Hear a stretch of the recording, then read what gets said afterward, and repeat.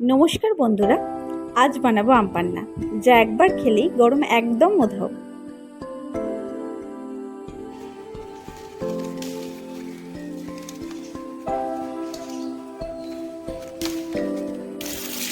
প্রথমে গাছ থেকে টাটকা কাঁচা আম পেড়ে ভালো করে ধুয়ে নিলাম।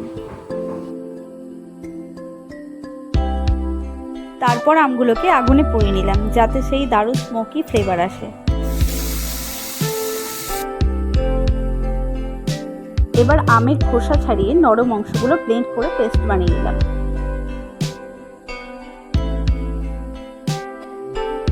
এর মধ্যে দিলাম চিনি, একটু বিট নুন আর ঝাল টক স্বাদের জন্য জল দিলাম।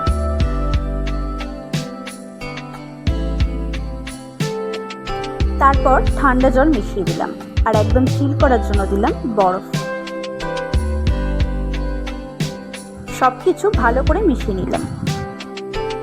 ব্যাস, তৈরি হয়ে গেল গরমের সেরা ড্রিঙ্কস, টক মিষ্টি ঠান্ডা আম পান্না। ভিডিওটি ভালো লাগলে লাইক, শেয়ার অ্যান্ড সাবস্ক্রাইব করতে একদম ভুলবেন না কিন্তু।